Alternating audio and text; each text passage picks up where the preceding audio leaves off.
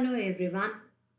I'm Mrs. Rekha Hassan, Assistant Professor of English, Government First Grade College, Kavur, Mangalore. The novel Nampally Road by Meena Alexander is prescribed for BBA Sem 4 of Mangalore University with the text titled Compulsory Foundation Course in English. Chapter 10 Cardboard City. We are in now session 32 of the last chapter. Let's have a quick recap of session 31, where the whole streets of Hyderabad was sunlit, and after spending the night with Ramu, Meera was finding her way back to her house. She glanced at certain things which made her to feel that everything seemed to be over there on the street unreal. So she decided to burn the papers, what she had written earlier about the Hyderabad city. Changing her sari, changing her costume with the old chapels, she get onto the streets. Her eyes went to the posters which contained the big letters of Isaac Kata, which seemed to be meaningless for her. As her chapels needed repair, she went in search of a cobbler. On the way, she found the beggars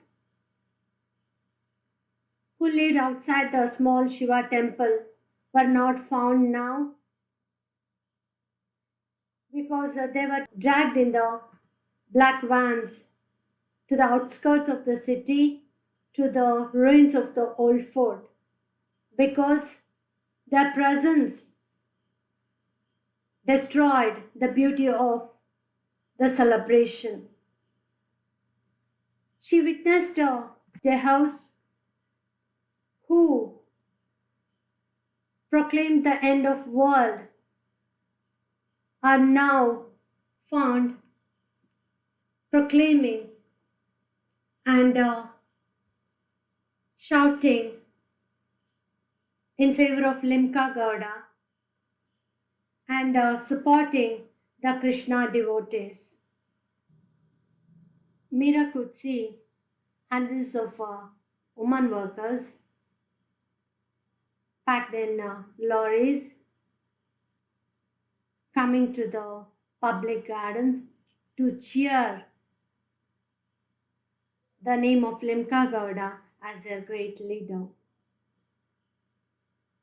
The cardboard city was surrounded by an ocean of people who were waiting for the party to begin. With this, the session 31 comes to an end. Now we are in session 32. As the old woman cobbler was carefully working, she looked up to see loads of cheering villagers singing out, Limca is our father. They had come there for the promise of 3 free meals and a handful of rupees.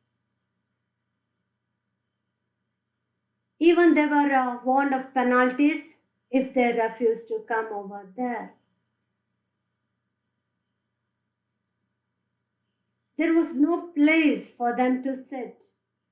Men, women, and children stood all along the way in an upright position against each other.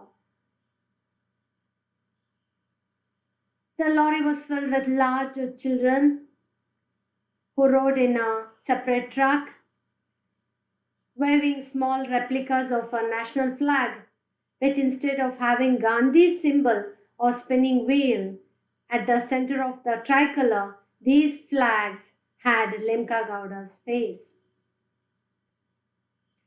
The cobbler worked with a great concentration for half an hour and did not notice anything going on there. Meera sensed a heavy boot beside her. When Meera was waiting for her chappals to get repaired, suddenly she finds a heavy boot beside her. The man in a ever-ready uniform comes asking her name, address, and occupation. Meera gives him her real name added with a false address.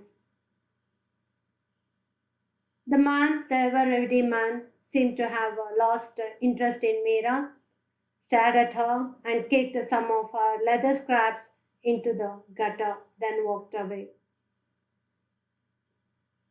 But the old woman who was repairing Meera's chappals remained calm. Meera paid her for her labor and walked firmly towards the public garden. Meera watched the last minute preparations. The stage was painted in the colors of flag. Someone had wheeled in a giant cutout of Gandhi. Next to it was a silhouette of the chief minister, dressed in make-believe khadi glittering with sequins. In its right hand held a torch, an ever-ready light indicating the theme of the celebration. A new light in darkness. A brightness in history. All this refers to Limca Gowda and his image in public. Meera also saw children dressed in sparkling costumes who would be participating in the pageant, illustrating Limca's life. Observing the things, Meera recalled the incident of visiting Hyderabad when she was 5 years old. Then there were booths, crowded black awnings, cascades of balloons, etc. She searched for the 2 chalk cliffs near the river but were long gone, blasted out for the chalk. Now she could only see the land near the river was flat, poked with small huts and no booths. The field ahead was almost bare except the lotus pool. She found lots of changes at present. People were coming to watch the celebration with a sound of laughter. Meera, standing there, watched the clear picture of life that ached her. There were figures of flesh, water, and light.